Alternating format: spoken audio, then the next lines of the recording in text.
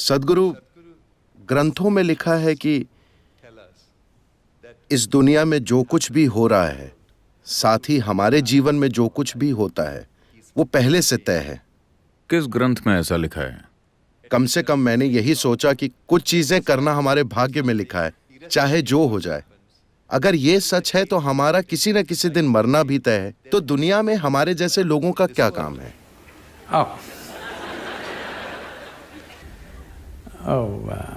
निश्चित रूप से मरना हमारी किस्मत में है।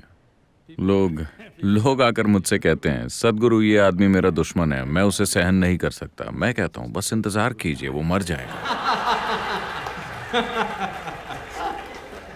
आपको कुछ नहीं करना है, बस इंतजार कीजिए, बस धीरज रखिए।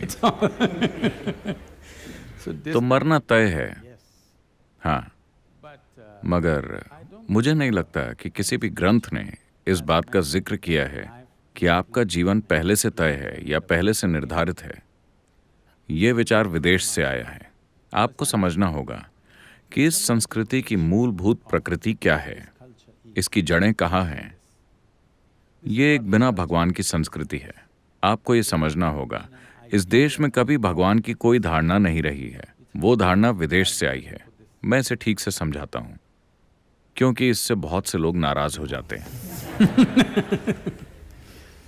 हमारे पास कई देवी देवता हैं, कई सारे।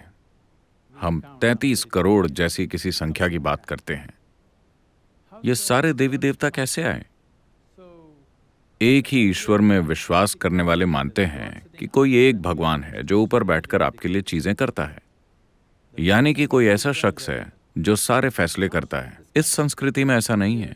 यहाँ कोई भगवान नहीं है, लेकिन बहुत सारे देवी देवता हैं। ये देवी देवता कौन हैं?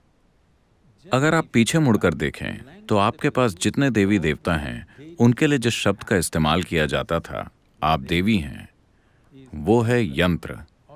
उन्हें हमेशा यंत्र कहा गया। यंत्र शब्द का अर्थ है मशीन या उपकरण या औजार। जब मैं हमारे योगिक मंदिरों को उपकरण कहता हूं तो लोग आहत हो जाते हैं। सद्गुरु ऐसा मत कहिए, ये हमें अपने जीवन से भी प्यारा है। मैंने कहा, अगर आप इससे आहत होते हैं तो आप आश्रम आइए, मैं आपको आश्रम में प्लम्बिंग का काम दूंगा, बिना किसी उपकरण के। आप अपने नाखूनों और दांतों से 3 दिन तक आश्रम में प्लम्बिंग कीजिए। 3 दिन के बाद मैं आपको एक चेन रेंच या स्पैनर दूंगा। आप उसकी पूजा करेंगे या नहीं? आप उस औजार की पूजा करेंगे या नहीं, अपने सारे दांत खोने के बाद? तो औजार की ताकत, हमने उपकरण या औजार की ताकत को हमेशा से जाना है। हम इंसानों के रूप में इस धरती पर जो कुछ हैं, वो उन औजारों की वजह से हैं जो हमने बनाए हैं। अगर हमारे पास औजार नहीं होते तो एक कुत्ता भी हम पर हावी हो जाता है ना? हाँ या ना? It's only because of the tools human beings have become who they are. केवल औजारों के कारण ही इंसान वो बन पाया है जो आज वो है। स्क्रू ड्राइवर भी एक औजार है, मगर कुछ सूक्ष्म औजार भी होते हैं। ऊर्जा के औजार, व्यक्तिपरक औजार, जो जीवन के अलग अलग आयामों को खोल सकते हैं। इसीलिए हमने हर आयाम के लिए एक अलग यंत्र, एक अलग संभावना बनाई, क्योंकि हम साफ तौर पर जानते थे कि इस यंत्र के बिना हम कभी इस संभावना को नहीं छू सकते। हम उसके आगे झुकते हैं और उसी की पूजा करते हैं, क्योंकि प्रार्थनाशील बने बिना ये आपके काम नहीं आएंगे। हम साफ तौर पर जानते हैं कि भगवान हमने ही बनाए हैं, बस बाकी लोग इसे भूल गए। तो यहाँ हमने आपसे कहा कि आपका जीवन आपका कर्म है। इसका मतलब है कि आपका जीवन आपका ही बनाया हुआ है। तो पहले से तय होने का सवाल ही कहाँ है? ऐसी कोई चीज इस संस्कृति में नहीं है। धन्यवाद सद्गुरु। पर एक डॉक्टर के लिए सोचना खतरनाक है कि सब पहले से तय है।